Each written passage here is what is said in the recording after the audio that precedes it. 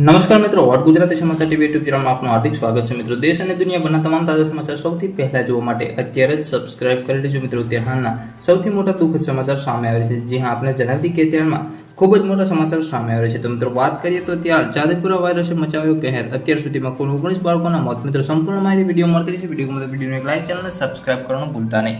તો મળતી માહિતી મુજબ આપણે જણાવી કે ત્યાં ચાંદીપુરા વાયરસના કારણે બાળકોમાં મોત થઈ રહ્યા છે. મિત્રો, ત્યારે પંચમહાલ જિલ્લાના ગોબંગા તાલુકાના લાલપુરા ગામે વધુ એક 9 વર્ષીય બાળકીનું શંકાસ્પદ ચાંદીપુરા વાયરસના કારણે મોત નીપજ્યું છે.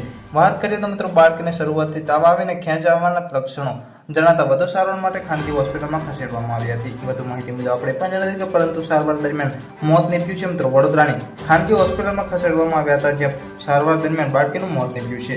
વધુ માહિતી મુજબ આપણે પણ જણાવી કે સમગ્ર ઘટનાને લઈ જિલ્લા આરોગ્ય વિભાગની ટીમ દ્વારા લાલપુરી ગામની બાળકીને ઘરે તેમજ આજુબાજુના મકાનોમાં સેન્ડફ્લાય અને કે રેત માખીને જુદા જુદા નમૂના મેળવી પુનઃ લેબોરેટરી માટે મોકલવામાં તજવીજ હાથ ધરાઈ હતી. તેમજ આરોગ્ય વિભાગ દ્વારા તિરાડો પૂર્વ પાવડર છંટકાવ સહિતની કામગીરી શરૂ કરી હતી. વિગત માહિતી મુજબ આપણે જણાવી કે હિંમતનગર નવા શંકાસ્પદ ચાંદીપુરા વાયરસ પર 5 કેસ નોંધાયા છે. મિત્રો, વધુ માહિતી મુજબ આપણે પણ જણાવી કે હિંમતનગર સિવિલમાં અત્યાર સુધી ચાંદીપુરા વાયરસના કુલ 13 જેટલા કેસો સામે આવ્યા છે. મિત્રો, જેમાંથી એક બાળકનું મોત નીપજ્યું છે અને 5 લોકો સારવાર હેઠળ છે. અગાઉ 9 કેસ આવ્યા હતા, જેમાંથી 6 બાળકોના મોત થયા છે.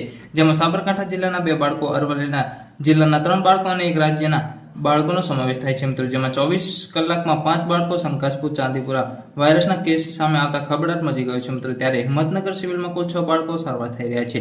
વાત કરીએ તો મિત્રો, તે તમામને સેમ્પલ પુણે ખાતે મોકલવામાં આવ્યા છે. મિત્રો, અગાઉ 4 લોકોને રિપોર્ટ કરવામાં આવ્યા હતા, જેમાં 1 પોઝિટિવ અને 3 નેગેટિવ કેસ હતા. વધુ માહિતી મુજબ આપણે જણાવી દઈએ કે ઓળખે છે આ બાળકો માટે જોખમી સેન્ડફ્લાય. મિત્રો, સેન્ડફ્લાય કઈ જગ્યાએ રહે છે તે વાત કરીએ તો સેન્ડફ્લાય ઘરની અંદરની બાજુએ કાચી કે પાકી દિવાલ પર ભેજવાળા વાતાવરણમાં રહેવામાં આવે છે. મિત્રો, પલ પલની માહિતી વિડીયો મળતી છે. વિડીયોમાં વિડીયોને લાઈક, ચેનલને સબસ્ક્રાઇબ કરવાનું ભૂલતા નહીં. ધન્યવાદ.